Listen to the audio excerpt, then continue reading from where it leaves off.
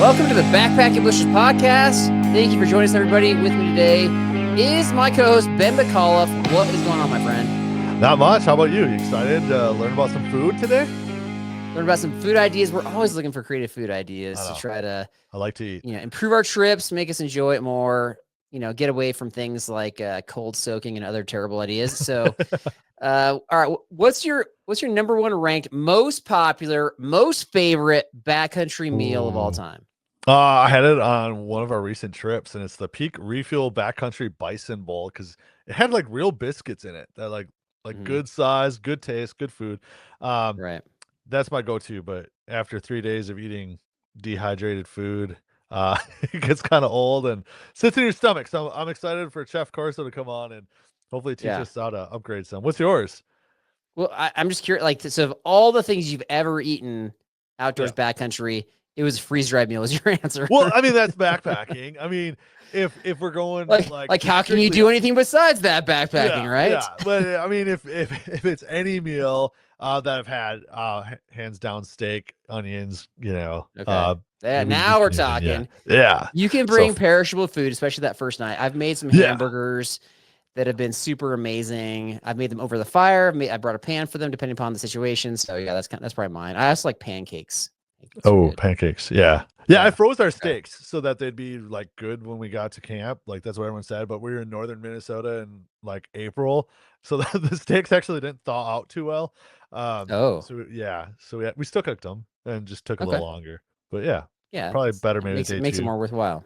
Yeah, for sure. Well, we'll talk about our own food ideas, which aren't going to be good as our guest Chef CORSO's. But coming up, we've got our top 3 trail snacks. Top 3, and then I also have I've got a Derek update. We've been kind of updating throughout this month to kind of know what's going on. He's coming back soon, so we'll talk about that in our tidbit section as well.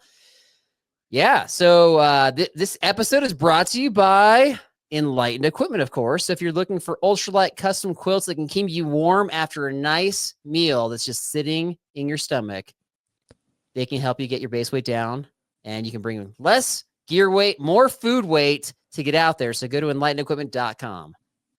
Nice. All right. You got the Bible verse? I do. Proverbs 15:17, better a small serving of vegetables with love than a fattened calf with hatred. Ooh. That one? Yeah, I do. So how does that pertain? What's my question? Yeah. Love is better than hatred, of course, even if love is given with vegetables. So is the Bible admitting here that vegetables just aren't that good on their own? That's what it sounds like. I think it's the love part though. Like, everyone wants the fattened calf and the cow, but if it's made with vengeance and have you ever had a meal your mom prepared that like kind of guilted you? Like my mom always. I don't think I eat a lot of meals made with vengeance. If that's what you're saying. No, but like like guilt. Like I went to my grandma's house, great grandma's house, and we would just sit there and have to eat because she's like, oh, here's some more. And we're stuffed, but it's like 92-year-old great grandma. We're eating it if she keeps loading up our plate. Oh, no, you just put it in the napkin and give it to the dog, right? Oh, no, there's no napkins. I think she was on to us. Okay, fair enough. Yeah, I haven't had that issue, but I understand the concept. And yeah, I mean, obviously that's not what this is about. I just think people realize vegetables are good for you, but you can make them taste good, but on their own, by themselves, especially raw, they're not always the best. So let's be honest here. Right. Okay. All right. So let's talk about some good food, though. We got Chef CORSO. He's got genius food ideas. It's going to revolutionize your backcountry kitchen coming up right now. With us today is the most entertaining adventure chef in the world. He hosts his own food show with elements of adventure and travel, as well as a popular YouTube channel. Chef CORSO, how's it going today? It's going great, guys. Thanks for having me on. Absolutely. Yeah, it's a pleasure. All right, Chef, before we begin, the question everybody wants to know is, who's your favorite TV chef? Good question to kick things off. He might not have a show anymore, but one of my favorite chefs is Rick Bayless. He's a American chef out of Chicago and specializes in regional Mexican cuisine. And he actually has a food line out called Frontera. And I just like his style. He's very straightforward. I specifically enjoy Mexican cuisine and traditional Mexican cuisine. Yeah. And he's one of the first chefs to really bring some of those flavors to some fine dining options in Chicago and some other places. So he's one of my favorites. But I mean, there's so many great ones out there. I mean, Bobby Flay is still rocking it, and Jada and Ina Garten are just classic options from the Food Network too. So those are some ones that comes to mind. And actually, one of my other favorites is Alton Brown. If you guys remember him doing Good Eats, he was one of the first to bring food science and kind of a little bit more of the technical elements of food to the forefront. So I appreciate his style and all of the information and recipes that he shared too. Do you think he would be a fun person to talk to, like off camera? Would he be like a jovial kind of fun guy, or do you think he would just be like telling what you're doing wrong? He has so much knowledge and has so much experience on so many shows, so I think he'd be pretty fun to talk to. Okay, fair enough. Yeah, he seems quick-witted. I was wondering if you're going to start doing cameras where like your camera's inside your jet boil or something. Like he always opens up the oven or the refrigerator, and there's a camera looking at him. Sure. Yeah. I mean, I think they can get a little fun with it next year, maybe. Yeah. Right. And to be honest, like what got me hooked on your channel was like I just saw you. I don't know if it was on a backpacking trip or like a simulated backpacking trip where you just like had this big potato and you're like, just bring a potato and add a couple of things. And you got this like fancy meal. You can use. You basically said something like you can use a potato and a jet boil and you turn it into a meal. So, okay, that was to me that sounds like a challenge. So for those who are sporting jet boils, like what's like? Can you just quickly tell us what's the secret sauce to potato plus jet boil meal? Sure. So and I think what's interesting with the potato and some of the vegetable examples is that we think that everything has to be under constant refrigeration or else we're gonna get sick. But when you think about potatoes, they grow in the dirt. And they're usually in a cool area for storage, and so it's going to be fine to throw it in your pack. Do you want to take a 5-pound bag of potatoes? I don't know. Maybe it's your own personal rucking mission to take it all up there. But one or two is gonna be okay, and it's gonna last for multiple days and give you something really hearty. You know, if you're thinking that's a crazy idea, you could easily use the classic instant mashed potatoes for some of these dishes. But there's that's less interesting. I like the full potato. Sure. I think I'm bringing the 5-pound bag up, and I'm planting potatoes on like there, and like, all right, guys, next year we don't have to bring any food. There's potatoes for days. Sure. So I agree. Like I like having the full potato too, and we have a couple great recipes just for some quick classic stews. So you can do a chicken and gravy stew, kind of like a holiday situation, and also a beef stew. So you can use different gravy packets for your seasoning, kind of thin them out a little bit, or some bouillon cubes, love pack and snap peas, or some baby carrots, maybe some French's fried onions, or garlic powder, onion powder in there. And basically you're just boiling up the potato with some seasonings in there, and it's super tasty. You know, packaged chicken or beef jerky rehydrates well in soups and stews too. So both of those are classic filling options, and you're not having to eat out of a bag, which is, I think, a very good thing. I was wondering how you got that chicken taste. Like, were you taking a chicken on the trail or a cow, like carrying your stuff and like, all right, we're here. So the bouillon is what makes it. Mind blown, Ben, huh? Wait, you bring a potato? Are you bringing the animals too? Is that the question right there? Oh my gosh. Okay, but when you say jet boil, I just think, I know they have different kinds, but the one I think that you were using was full blast or nothing. And so I know that, you know, if you're boiling your thinned out gravy with whatever else you put in there, the potato has to cook that takes a while. Even if you slice it up pretty small, it takes a while. So you're not getting any burned gravy residue on the bottom of the pot. Is that correct? So for that recipe, I would start with just the potato and the water. And jet boils can turn down to a moderate heat. They don't low simmer very well, but it's not just rocket to the moon or nothing.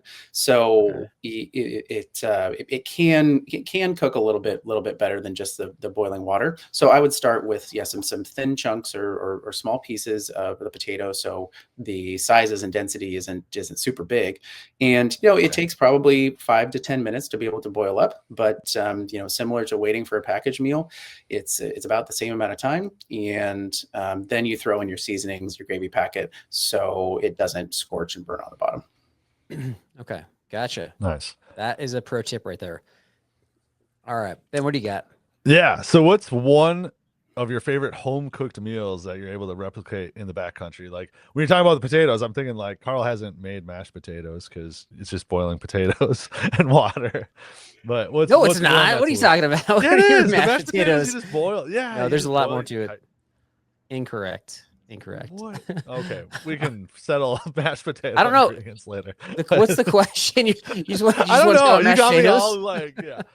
Like, how do you make mashed potatoes now? Is the question I want to ask, because you think it's hard, but it's easy. Well,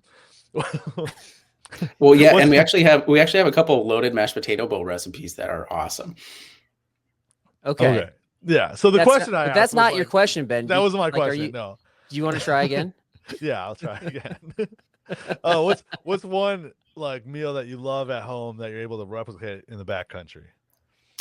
Yeah, we actually have a lot, and inspiration for recipes come from a lot of different places, whether that's cooking pasta and red sauce at home or going out to dinner and having something tasty and interesting as I'm traveling around, and then trying to replicate that for a packable trail meal. We have a whole recipe series called the Classics Elevated, where I actually match almost all of the packaged meal flavors, and a lot of those flavors come from inside cooking. And so some that come to mind are beef stroganoff or mushroom stroganoff if you're a vegetarian, jambalaya, pad thai, fried rice or mango fried rice. Those are excellent. We've also have some Jamaican jerk recipes as well. And I think one of them that I did some further testing on earlier this year or last year was the way to make marinara sauce out on the trail, because pasta and red sauce is excellent, but it's wet, it's heavy, don't want to take a jar out there. And so I have a couple recipes that's 5-minute marinara for either the baby tomatoes that can pack along with you, or you can use tomato paste that comes in a tube. Oh yeah, really well. Or I even went farther and more lightweight with tomato powder. Okay. So that is a special order that you can get, but you can make 5-minute marinara with any one of those options and then add it to your pasta. And that was a fun one to be able to test and to workshop to really dial in those flavors for the amount of water that you needed to add. And that one's super tasty. But I mean, I love the classic options from the stews I was talking about earlier to Asian soups and stews, and some great Mexican dishes as well.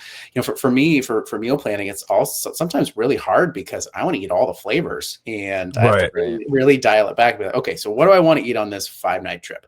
All right, I want to eat pasta 2-3 nights. I want to eat some Mexican a couple nights, and then I want to have something maybe sweet for breakfast, and really hone it in. Indian flavors are also a great home style set of recipes that can translate very, very well to outdoor cooking. But if you're taking food with you or the ingredients with you and you're squeezing it out of a tube, does that do anything to kind of ruin the overall eating experience? Where you're like, this came from a tube. I mean, if it tastes good at the end of it, I'm okay. And you don't care. You don't care. I'm good. I'd rather squeeze it out of a tube than eat it out of a bag. So really, okay. Tubes are better than bags. Tubes are better than bags, in my opinion. Also, another great tube food is pesto. Comes in a tube too. Right. Okay. I don't think I've seen pesto. Where is this? Like Trader Joe's? What are you talking about here? It can be at Trader Joe's. I found them at some larger grocery stores in the Italian section next to the tomato paste. Can be there too, or just some special order on Amazon. Did you find it, or did you go up to the store clerk and say, "Do you happen to have pesto in a tube?" I mean, I know it exists, and it's not at every store, so it is a little bit of a white whale for an ingredient, but it's out there. Gotcha. Where are you packing your food in your backpack? I mean, obviously it's in your backpack, but how do you like you're bringing tomatoes? Potatoes are pretty hardy, but like, do you bring eggs too ever? Because I know they can last. They got a good shelf life too. Yeah, for anything that's a little bit more soft or has a potentially to get bruised, it's put it on the brain of your backpack or the top section. Don't have those tomatoes on the bottom. Depending on when you're planning to eat specific ingredients, you can throw those potatoes kind of in the mid or the bottom just to kind of even out your weight. But, I don't take full potatoes on every backpacking trip. I am mindful of the overall weight and volume too. I mean, when I first started testing recipes, I was throwing, whole white onions, whole yellow onions in my pack and chop them up, which is fine. But then I realized that it was taking up too much volume for other things. So I kind of just transitioned to the powdered options or French's fried onions, as I was talking about earlier, are great to add for the onion flavor. Right. That's the mistake I would have made, is like bringing actual whole potatoes. Like, I want a potato. So now I'm like, cut them up, if you're having one meal, have half a potato. Yeah, that's good. Where'd you go?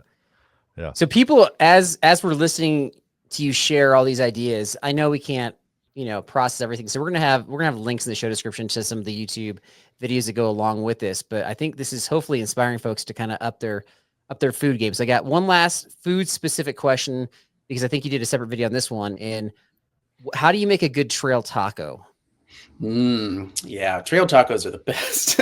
I know, you got me excited about them. I mean, tacos are so great in general. I mean, we're eating them at home, we're eating them on the street, but we should eat them on the trail too. So I've done a couple of different recipes, a couple of different videos around this, and a couple of them are breakfast tacos. Great way to start your day, and also not have it be sweet if you're needing something a little bit different.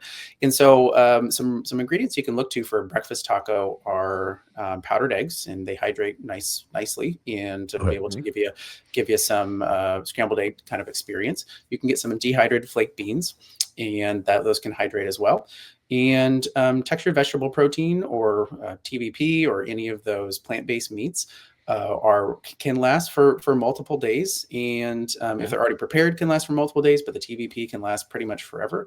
And so you can make a kind of a quick backpacker chorizo hack for some sausage experience. Put that all together with some cheese. If you're lucky enough to be able to pack an avocado as well, that's pretty luxurious. And put that all together. There's also pre-cooked prepackaged bacon that lasts for multiple days. Just hit it with a little bit of heat to crisp it up. So I mean, you could also do all of those things and make a big old breakfast gordo taco. That would be fantastic. And one tip that I can share for however you want to fill it is toast your tortillas. And it's one of my frustrations inside and outside is people who take a corn or flour tortilla out of the plastic bag from the refrigerator and just eat it. It needs to get woken up. It's been sitting in there for a long time. So at least throw it in the microwave for a few seconds. But if you have a few minutes, put it in a dry pan, just get it a little bit warm, a little toasty. But if you are on the trail, just throw it right over the burner. It's going to be fine. Move it around. It'll take you 5 to 10 seconds to toast it up, but that 5 or 10 seconds will give you some flavor, some texture, and really bring your trail taco together. And please toast your tortillas.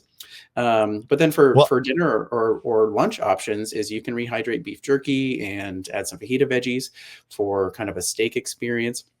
Yeah, or you can do again, beans and instant rice, eggs and packaged chicken, and you've got something that's super good for dinner any time of day. Okay. Wow. All right. Yeah. Good tips. I need to apologize to Carl. I made fun of him for heating up his tortilla on our backpacking trip. He was using a stick and was heating it up, and we were all kind of over the campfire. Yeah, in the rain. Don't let them make fun of you for that. You're doing it right, Carl. You're doing good things. Thank you. Thank you. I do like to heat it up. I like to crisp it up too, if it's possible. I get some oil or something. But for sure. Yeah. All right. So you kind of went over like the top 3 suggestions to upgrade meals. Do you have any other quick tips for upgrading a meal? Yeah, there's some ingredients that I found through testing that I think are great for my trips, and I hopefully can help yours. So one of them is coconut milk powder. It is a special order. It can be at a health food store, Asian grocery store, but it's so nice to be able to add that to a Thai curry dish or a noodle dish. Can add it to breakfast as well if you're looking for just a different flavor than just apple cinnamon or maple brown sugar, and also adds really well to Indian dishes too. So and coffee, chef, of course, and coffee too, of course. Yeah, if you need some creamer in the morning, then that can be great. Yeah. So when we're talking about how to menu engineer and how to menu plan, packing coconut milk powder can work for multiple recipes through your trips, which can be really nice. The other one is spice mixes, and this is kind of a general one, but I coach folks for inside and outside cooking is to seek out good quality and fresh spice mixes. Whether you're ordering that online or finding a local shop, is a lot of the spice mixes at the grocery store are old. Or they are bulked up with salt or paprika. So oftentimes chili powder is very rarely 100% chilies or a blend of things that you actually want in there. It's bulked up with paprika or salt. So flip the container around and kind of read the ingredients and see what's in there. But good quality fresh spice mixes are your friend. It is the lightest weight ingredient and the highest impact to be able to make your meals great. So that's an Indian curry powder, Italian seasoning, garlic powder, Mexican spice blends. All those kind of things can be a first step to make your meals very, very good. And then the last one that I was thinking about is dehydrated mushrooms or dried mushrooms, specifically from the Asian grocery store. And I say that because they are cheaper and better quality, and you can get a whole big bag of them for like $6-8, where that same amount at a quote unquote normal grocery store, or Trader Joe's or Safeway, or that kind of thing, would be anywhere from $8 to $10 for like 5 mushrooms. Right. So I highly suggest you, if you're traveling around or if you're in a metro area, is seek out the Asian grocery stores, whether that's an H Mart or a Wajimaya or any of these ones out there, because they have aisles and aisles of rice noodles in different shapes and better ramen and different spice mixes and sauces and the mushrooms, and oftentimes some very fun fruits and vegetables too that you maybe haven't seen before. I love taking kids or grandkids to an Asian grocery store because it's just like a field trip, and you're like, what are these things? And like these different flavors of chips and crackers and Pocky sticks and flavors and things, and give crabs that latch on to you as you walk by, like that kind of I stuff. get so intimidated by it. Like I'm looking at a ginger root, like what am I supposed to do with this? It's amazing. So like give them $10 and just have them go have a field day. That's a good idea. But use the $10. That's so funny. Totally. But I really mean it. Is the Asian grocery store is a fantastic spot for some very economical finds to help build out your meal plan. Okay. Nice. You keep on throwing around this phrase. Is it recipe engineer? Is that what you say? Recipe engineering, or kind of meal plan engineering. So you're kind of thinking about how the nuts and bolts and the pieces fit together in order to have something efficient that flows. Did you coin that phrase? No, not specifically. I think it's Carl's going to now. Now it's mine. I think it's probably a deeper chef or deeper hospitality phrase. But a lot of times chefs thinking about flavor and presentation, which are important to dishes as well. But then if they're really digging into it, it's how many times onions are on the menu, because then that translates to ordering. Or if you're doing a private dinner for a group, is maybe you don't want to serve apricots 7 times, right? Oh, gotcha. Yeah. Okay.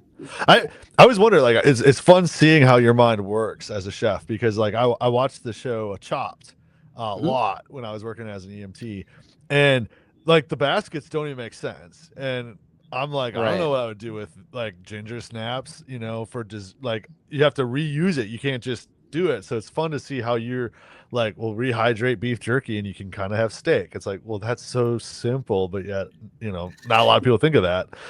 Yeah. And some of the recipes have been very fun to test because you don't know until you test. But another one that I did a quick little hack on was a strawberry shortcake recipe. And basically you take freeze-dried strawberries, throw it with some water and a couple sugar packets or a couple honey packets in your pot, and then you put it over a Twinkie. And it is quite good. And actually, one of the recent videos I did with another YouTuber is we roasted the Twinkies over the camp stove to get a little toasty roasty on the outside, and that took it to a whole nother level. So, did that break the camp stove, the Twinkies?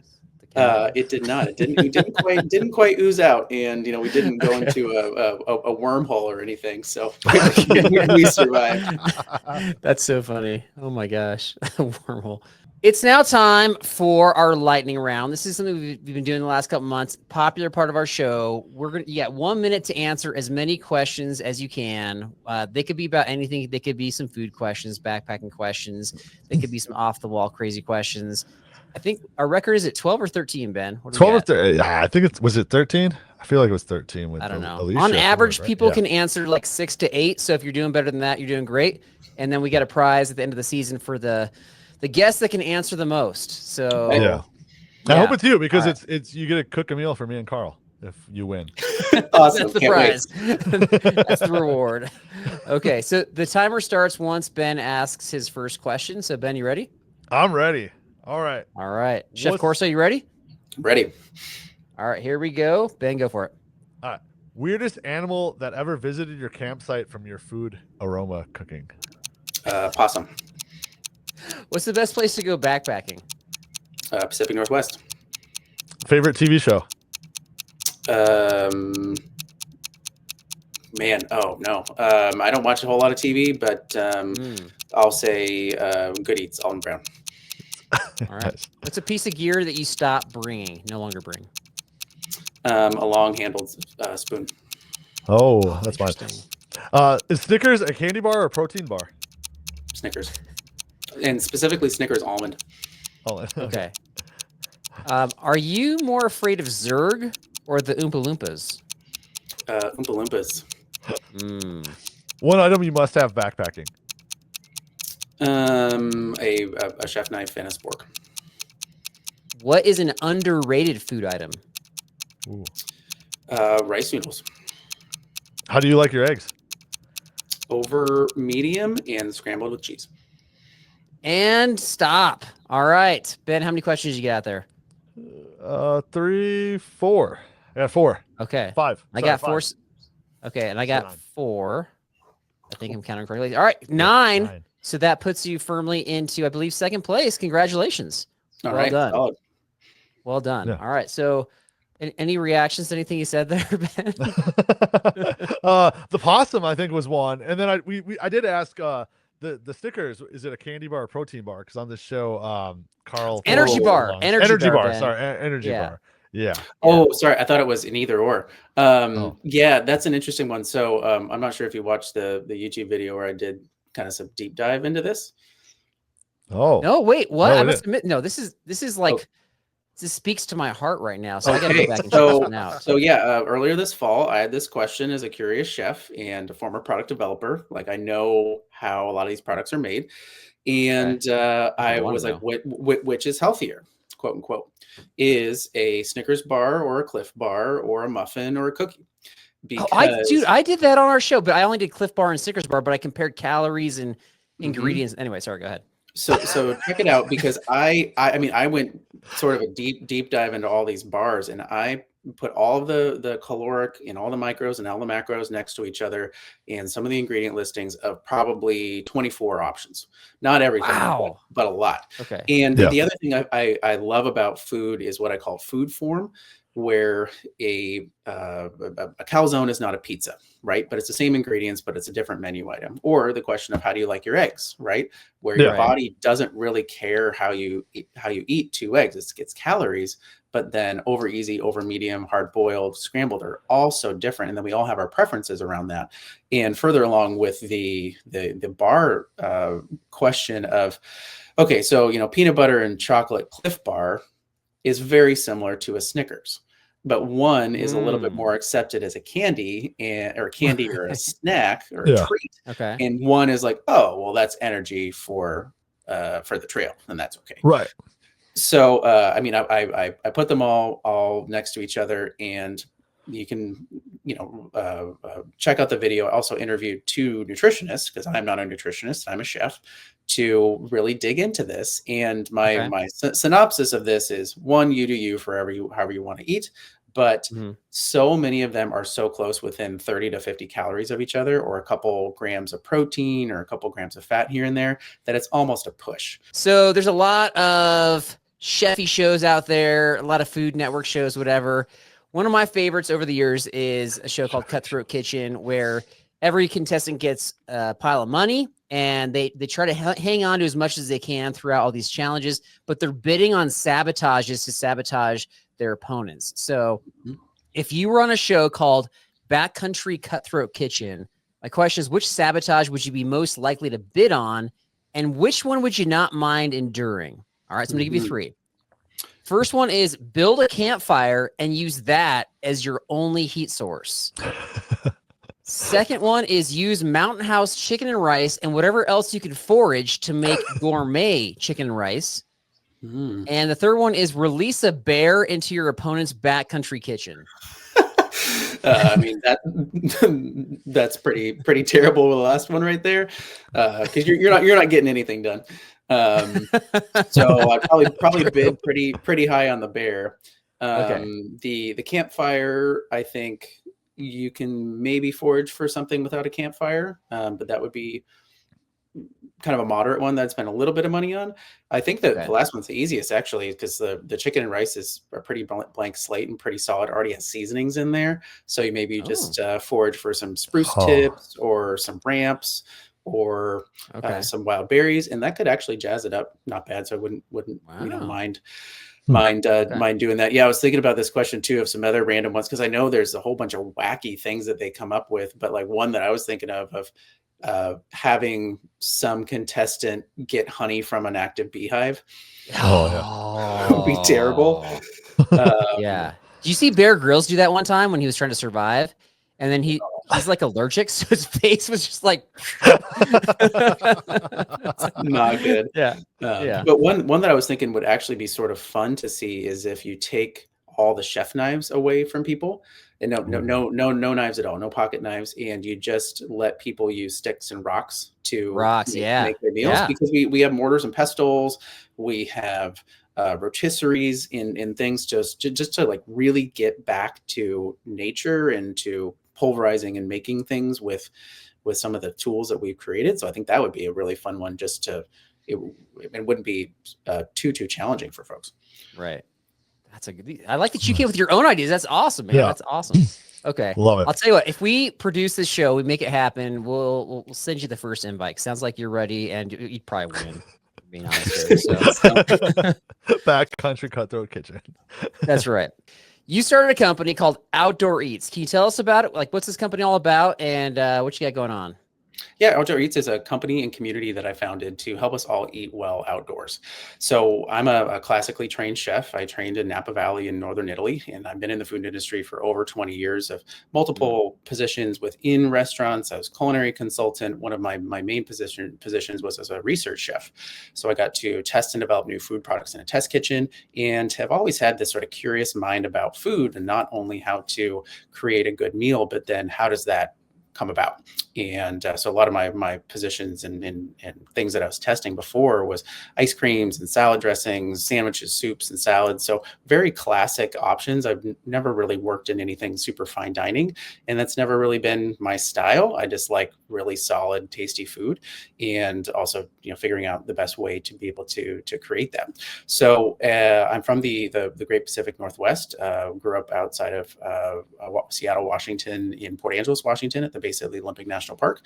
And so mountains and national parks were always around. And, it took me a little bit of time to really explore them. I go on some day hikes with my family, but it took me a while to get invited on a first few backpacking trips with my friends. And I was hooked really early on. And especially being in the Northwest, there's so much beauty and there's so much to explore. But I noticed that a lot of folks were just boiling water and adding it to a bag and calling it dinner. And as a chef, I was sort of perplexed by that, and also saw it as a very big missed opportunity to have something that you're actually excited for and you're actually wanting to eat rather than just shoveling down some calories out of a bag. Right. So I started to test some recipes with the smaller capacity camp stove in mind, and came up with some recipe rails, as I call them, because there are challenges to cooking outdoors and cooking in the backcountry. So what we provide is single recipes, and we have a whole website called Outdoor Eats TV, or OutdoorEats.com, excuse me, that has all of our recipes. We have over 300 trail tested recipes. We have all of our recipes on our website, OutdoorEats.com. And for those recipe rails, all recipes are 10 ingredients or less, ready in 30 minutes or less. No pre-prep, no dehydrating, no packaged meals. I just want you to go to the grocery store, pack it up, and get out there, because you have enough to plan for your trips, from your permits to your equipment to the schedules and all that kind of stuff. So it should be fast, it should be easy, and then it should be tasty once it is time to cook up your meals when you're at camp. So it's been very, very fun to create these recipes. We also have a whole community of recipe testers around the country and around the world that are helping test our recipes, which makes us a little bit different. So it's not just me going out into the bushes and cooking 4 meals in a day. It's a fun way to share these recipes and to make sure that they work. So as you guys are thumbing through the recipe bank, is everyone gets a recipe tester name, and they get to be part of the process, take some photos, get some feedback to make sure that they're dialed in and ready for all your trips out there. So through like a trail name? Are you like, everybody's like, or are you like, I am recipe tester 1305? No, so they get a recipe tester name just like a trail name. So we've got Kale Yeah and Sparkle Donkey and Mama Bear Outdoors and Sparkle Donkey. just random names, but I love it. I think it's great, and it's fun, and it's also really fun to see where people are testing these recipes. So we've had recipes tested at the rim of the Grand Canyon, or on a sailing trip in the UK, or just in the backyard too. So it is focused on recipes in a single recipe if you need that for your trip. Those recipes also go into pocket-sized cookbooks here. So nice, easy options. 20 recipes. Those. Yeah, those are packable. Yeah, really packable. They're great for the backpacker, but also the RVer, van lifer. And we have 8 editions in the Trail Meal series. They range from fresh ultralight to breakfast, lunch, dinner, and snacks to plant-based, and also a Trailgate option too, which has snacks and dips and hot and cold beverages for folks. So that's been really fun to create over the last few years. And also through the recipe creation, a lot of my friends were like, well, you're a chef and you love teaching people how to cook. You should start a YouTube channel. and at first I was very reluctant. I'm a natural introvert. Really? And I just didn't feel comfortable with that sort of thing, setting up a camera on a stump and just talking to nothing. Right. But I found how I wanted to share the information, and kind of found my voice a little bit more. So a YouTube channel, Chef CORSO, that I'll go around the country and set up a camera by a river or in a beautiful spot and cook up a meal and teach you how to cook it. But that's been very fun to get out there and share with the community, both nationally and internationally. And through that YouTube process, I was thinking, I'm like, well, there's not a whole lot of outdoor chefs out there, and there's also not a lot of outdoor outdoor cooking TV shows. There's a lot of shows on the Food Network and competition shows, but not one that's literally putting their stove in their backpack, taking a camera out, going on a trip, and then filming. So I put up the idea for Outdoor Eats TV and pitched it to a production company a couple of years ago, and we're rolling into production for season 3. So Outdoor Eats TV is airing nationally on Bally Sports, which just shifted to FanDuel Sports, and Outside TV. Okay. The episodes are landing on the YouTube channel as well, so you can check those out. But Outdoor Eats TV is a combination of a cooking show, a combination of a travel show, an adventure show, and I want it to be approachable. I want it to be fun, and I want you to get outside, and I want you to cook. And I think it's an element of our trips that we're kind of forgetting. We're thinking about the beautiful vistas and thinking about all of our equipment, but it's people, place, and food. And if we can put a little bit more emphasis on the food planning and have a meal that we're excited for, and that we're cooking and that we're sharing together, I think it adds that extra element to our trips that is lacking, and something that's memorable and fun. Yeah. And I think a lot of folks are just going on this culinary sufferfest on their trips, and I'm here Sufferfest. and I'm here to share that you don't have to. And you know, a lot of The freeze-dried Sufferfest. Yeah. it is, or just a bunch of trail mix and summer sausage for multiple days. And for me, I want variety, I want crunch, I want texture, I want flavor. Right. And I'm here to share that you don't have to do that. And I know a lot of you guys are out there maybe thinking that it's going to be really heavy and there's no way you're taking real food out there. But all of our recipes are mindful of perishability, that pack weight, that pack volume. And it's also just something to think about too, is each trip is different in your meal plan. You know, if you're going on a 7-day, 10-day trip, you're going to need to be very, very mindful of all of your ounces. But if you are going on a 2-night backpacking trip with 4 buddies, you all can share the load for your ingredients, and maybe take a few extra fresh things like some snap peas or some bell peppers, and you can eat really, really well with not a whole lot of effort. So is that, for your 10 ingredients, do you try to do it where it's like you can use the same ingredients for like 3 different meals, or do you lay it out that way, or is it just kind of go through your cookbook and pick and choose what you want to do? Yeah, it can go either way. And so, you know, some of the recipes are 4 to 5 ingredients, so it's super easy packing. For a longer trip and meal planning, I do try to call it menu engineering and, you know, making it efficient. So maybe not taking your whole spice mix, sort of spice cabinet out there and taking, you know, 5, 6, 7 of those out there, but maybe you're going to eat Italian for 2 of the 3 meals. And, you know, you have your oil and your salt, and maybe your protein is going to be similar as well. So you can definitely double up on some of those ingredients, so you don't have to take the whole pantry. Gotcha. Yeah, he's speaking to me, my Carl, question was more not like bringing everything. yeah. My question is more like an over analysis of a comment that you made about kind of the backstory. You had some friends. I forget how you phrased it, but basically you said like after a while they invited you to go backpacking. I thought that too. So was it like they're going backpacking without you and you had to somehow earn your spot on their backpacking trip? Like you had to prove your worth somehow? No, it was in high school, and you know, my family, we enjoy seeing the mountains, and again, those kind of short little day hikes.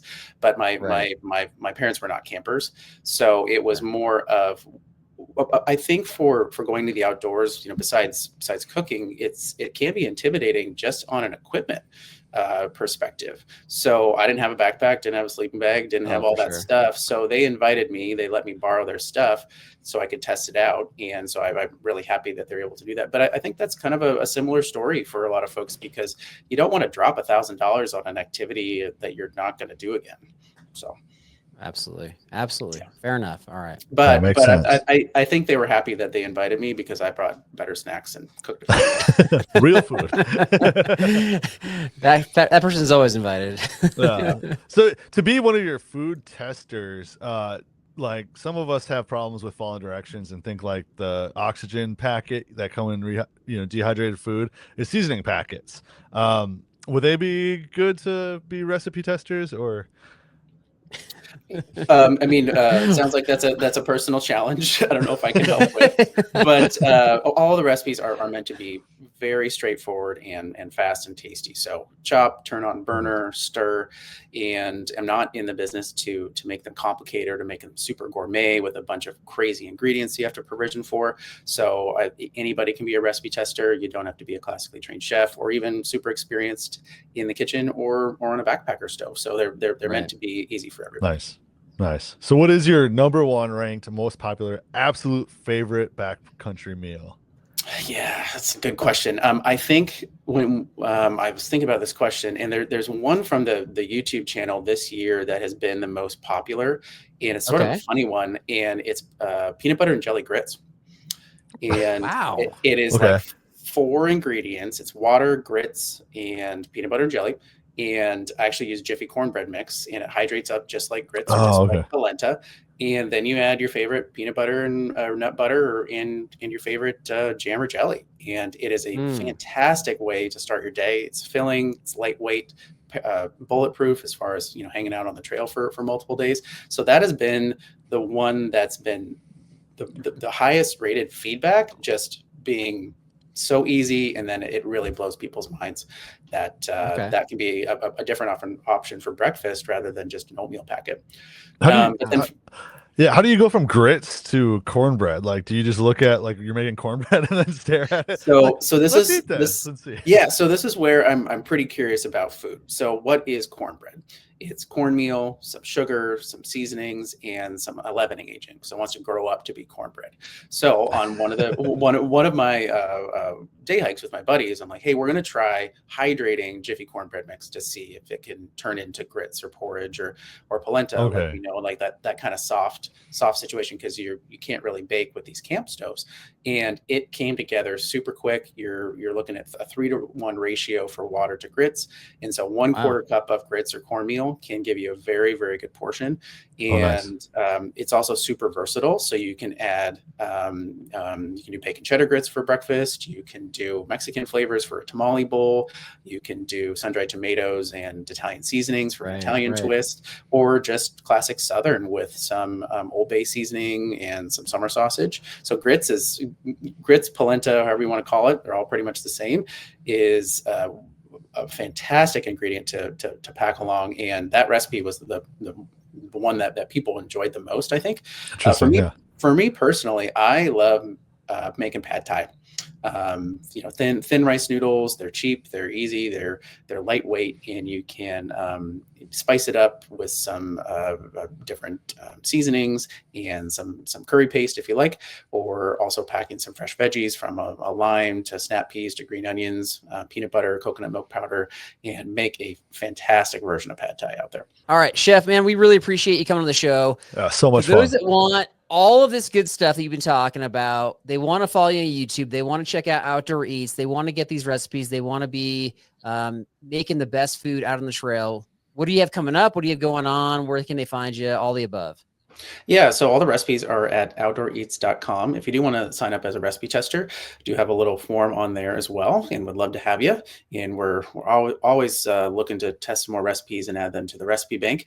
And the YouTube channel is Chef CORSO, CORSO, and all the socials from TikTok to Instagram to Facebook is at Outdoor Eats 365.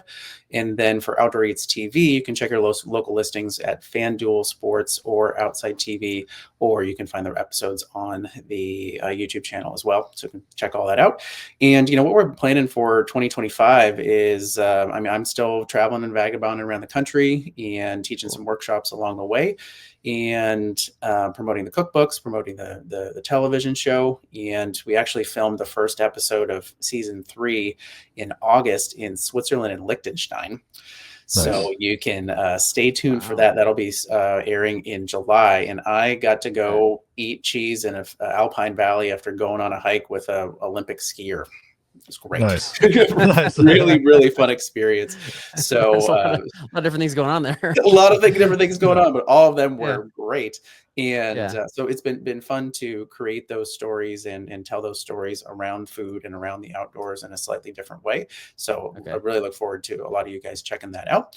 But if you're up for coming along for the recipe tester process, we'd love to have you and following along. As far as the content for YouTube, I will continue to cook up some recipes. If you guys are listening and have a question or have a recipe that you want me to make on the channel, just throw it in the comments or throw me an email.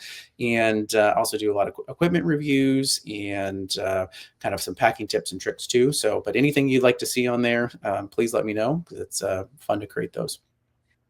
Nice. We could let you know right now. How about a homemade Snickers bar? Well, we can do a deconstructed Snickers bar. That too. Oh, I see him thinking. He's thinking about it. Yeah, I'm thinking. I like it. Okay. It actually might be pretty easy, because you just do some trail mix. And how do you do the nougat? That'd be the tough one. I think that would be like a different kind of s'mores, where you add some marshmallow into it, crackers. That's a good point. Yeah. Okay. Something to think about. But we'll, as promised, we're gonna have all of these links in our show description. You want to check out any and all those things. Chef CORSO, man, it's been such an honor to have you on the show. Thank you so much for hopping on here. Yeah. Thank you guys. Awesome. Been great to chat with food with you, and look forward to doing it again. Absolutely. Dude, that was great, man. That's fun. That was great. Thanks. So I'm gonna pause it right now. Rolling on. Ben, what's your number one takeaway? What you got? My number one takeaway was how many times he told me I had good questions. So, Ooh. yeah, I think, if we remember back a couple episodes, you made fun of me for asking Durstin a long-winded question that you said made no sense. And here he is, like, this guy just I saying didn't good say it questions. made no sense. I Yeah, just you didn't want kinda you to went on. scold the guest while you're asking him a question. Yeah. Anyways, good questions. And what was the biggest revelation? Snicker bars are basically protein bars. So you're welcome. Or Energy bars. bars. Yeah. So you're Goodness welcome. gracious. Energy So you're bars. welcome. So good. Okay. I have good questions. Okay. Yeah. No, oh, hey, no, legit. You did have some good questions, and I really liked your opening question about his favorite chef, and so or whatever. What was it like? Yeah. Favorite celebrity TV chef? It was Bayless, and I've never heard of him. So I've heard of him. I feel like I've seen a show with the guy, but I gotta go back and look. But I he talked think I about some other should. Yeah. like I think I Alton should Brown. have You know asked him, right? Yeah. Alton Brown. I like Yeah. all his shows. But I Okay. should have asked like current TV chef. Like, we're Yeah. not going back for Julia Childs or anything like that. So, Right. yeah. Yeah, that's fair. You did ask some good questions, and you did a really good job with questions, except for one. There was one that was What'd I do? where you were asking him. Okay, so the question, you got the question out fine. You were asking him like, what is the best meal that he can replicate from home in the backcountry? But then you could not stop yourself, and then you just started talking about mashed potatoes. Well, because I had to make fun of you because you're like, No, you're like, do "It's so one hard to or make the potatoes." other. You can't No, make I fun should've- of me I and know. ask a I question know. with two unrelated things. That was ridiculous. Well, I should have just stopped and been like, all right, let's Yeah. talk mashed potatoes. Right. Carl says Yeah. there's hard and there's more than one ingredient than mashed potatoes. I mean, there's what, butter? Some people use milk, but that's it. Like, you just boil your No, potatoes. that's not it, dude. I'll make Oh my mashed God. potatoes for you. There's so many other things you put in there. You put in white pepper, you put in thyme, you put in cream, you put in chicken stock. There's so many things. Yeah, you can, but basic mashed potatoes are just potatoes with some butter and salt. So Don't waste your time with basic mashed potatoes. All right. Okay. All right. This is like a chefy show. You're like, well, let me tell you how to make basic stuff. That's not what people want. No, they want to upgrade. What was a good takeaway for exactly. Yeah, I think I like those little tips, like the tortilla tips. I think are the most fun, or how to make tacos, rehydrating the, the what do you call it? The beef jerky. Beef jerky. Thank you. Yeah. And I'm still, and then I was curious about how to do the kind of the potato stew that he had, where I'm like, that's gonna burn on the bottom of the Jeppo. Not that we're always bringing a Jeppo, but so I just like those tips about we'll just boil it first and then add your mix in, and so I think those are super helpful. I've seen some of his stuff and I'm like engaged and I want to try some of these things on the trail. So I do, but takeaways. sometimes by the time I get to the trail, like boiling water is hard enough. Okay, no, hey, that's a really good point. Seriously, because I was thinking about this and I was like, this is not for every trip. If you're doing a hard trip, high miles, you're gonna be tired. You're getting to camp at near nighttime. This is not what you want to bring. You want to have the dehydrated stuff, 100%, right? Yeah. And maybe the first night where you can just shed like 5 pounds of food that you brought, have a good meal, good hearty meal, and then after that, it's just maybe you're hitting the trails harder or whatever. But I never thought of bringing half a potato. That was eye-opening for me. I want the full potato, but I know what you're saying. Yeah, I think that if you have time at camp, if you want to enjoy the process of making a good meal, that here's the problem with this though. I'll be honest, is that it's tough because I really enjoy the meals a ton more when I've put in a hard day. Yeah, and so, but if I put in a hard day, I don't want to make a gourmet meal. Right. Well, and then right. Or, I mean, unless it's all prepackaged, like we've done that where we've brought like seasonings and stuff, like I mentioned, like the steaks. But there are times where you get there and it's like, I don't want to be cooking and prepping while everyone else is boiling water and they're having fellowship time. And we're here I am with a cutting board and, trying to make something fancy, so. Well, and then they see yours, then they take yours. They want to eat some. Right. Or they make fun of you the whole time and scold you like they did when you were roasting your tortilla. Yeah, I wasn't that. Yeah, you apologized. I wasn't that. I don't even remember doing that, to be honest. Yeah, I think it was everybody, or maybe we did it for you. But yeah, it was. No, fun. yeah. Well, that's fine. Okay, so hopefully there was a takeaway for you from Chef Corso, because we've had a lot of folks be like, when are you guys having some more food talk? Like, people love talking about food, and we get it. It's fun, but we want to make it valuable. So hopefully there's something for you there. Sweet. Okay, you got trivia, right? I got trivia. I do. I got meal trivia Coming up right after this. The trail is calling your name. Are you ready? Are you really ready? Our good friend Rowan from Summit Strength can get you trail ready. Rowan uses rock solid evidence to design a specialized training program just for you. There are plenty of cookie cutter programs out there that will get you only halfway up the mountain. Make it to your adventure summit with Summit Strength. The link to your success is always in our episode description, but you can check out all the information you need at summitstrength.com.au/online. It's time to be strong and pain-free for your next adventure. All right, Ben's got meal trivia. Trivia is brought to us by Teton. If you're looking to make those chefy backcountry meals like we discussed, you need the gear to get you out there. So check out the affordable lineup from Teton. It's comfortable, dependable, and easy on the wallet. Yeah. If you're a newer or middle backpacker, avoid disaster and go to tetongear.com. All right. So what you got, Ben? Yeah. Sorry. All right. I got meal trivia. All right. So are you ready? Do you eat food? Do you like food? You ready for it? Yeah, but that doesn't mean I'm going to know the answers to your questions, though, right? Well, I mean, I'd hope you'd know some of these. All right. The first one. This meal consists of high sodium, flour, and water, sometimes flavored in chicken or beef. Is it A, chicken noodle soup, B, noon, C, ramen, or D, beef stroganoff? So, flour, water, high sodium, and what was the other one? And sometimes flavored in chicken or beef or shrimp. Okay. You just like planted the seed of like a savory noon in my head, which I'm like, dude, that if they could have like a chicken noodle soup noon and you just like heat it up, that's not a bad idea. I'm gonna suggest that to them. Okay, all right, it's the ramen, right? It's the ramen. Yes, it is. Okay. I was nervous because I kind of threw the chicken noodle soup and beef stroganoff, and that no, that was a good curveball. All right, name 3 of the 4 items in a Grand Slam breakfast. No multiple choice. Like from Denny's? Oh, yeah. See, I didn't even call what restaurant it was from, but yes. Okay. Well, so you're saying like, so the Grand Slam breakfast that they advertised about 20 years ago. This is awesome. Let's see. I can't tell that's there's got to be eggs and bacon, right? Yep, you got 2. Okay, and then there's like toast. Is that your answer? I can't tell if you're spitballing or. Well, what did you say? Name how many of the items? 3 of the 4. Oh, so I can't get any wrong, is what you're saying. Well, you can if you say my answer is whatever. All right, I'll go with toast. All right, it's wrong. It's 2 buttermilk pancakes, 2 eggs, 2 bacon strips, and 2 sausage links. That's their Grand Slam. So yeah, bacon and sausage, not toast. Yeah, not toast. Oh, okay. All right. Crazy that I couldn't remember that one. I mean, I'm surprised. 20 years ago. 20 years. I wouldn't have known if you asked me. All right. The last one. This famous chef is known for putting O's in spaghetti and ravioli.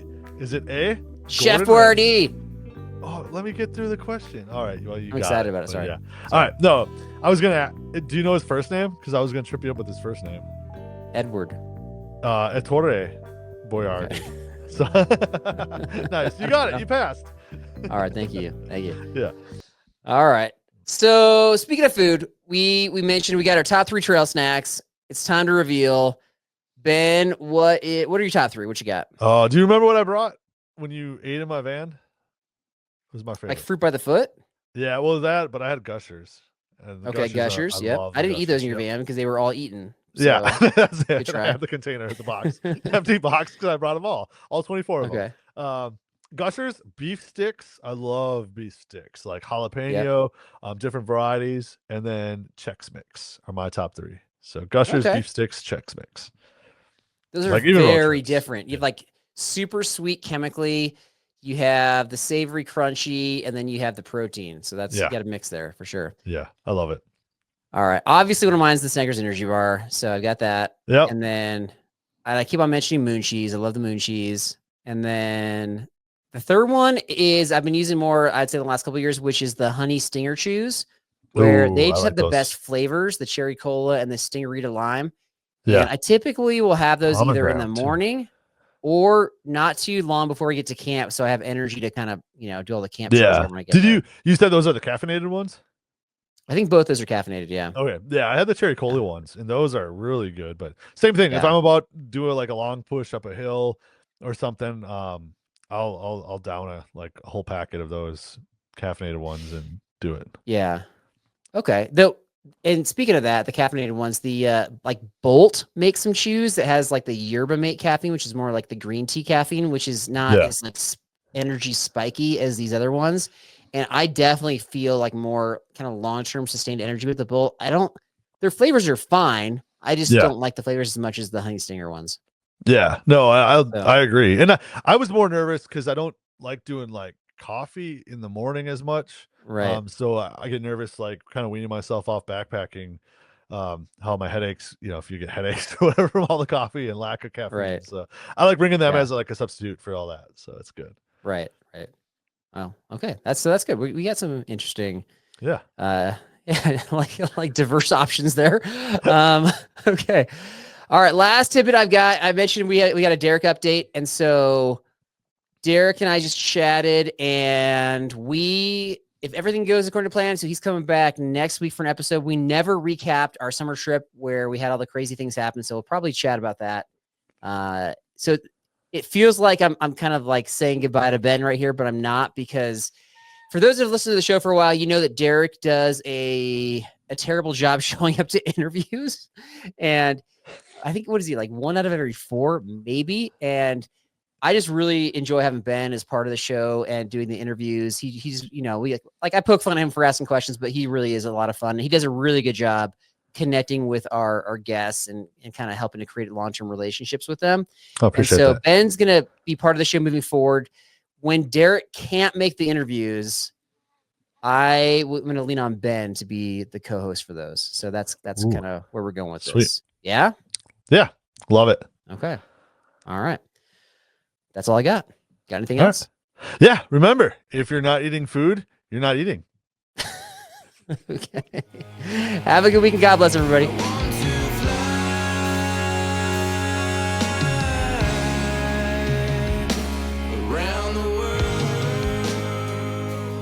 Yo, B&B, it's Christmas Day right now.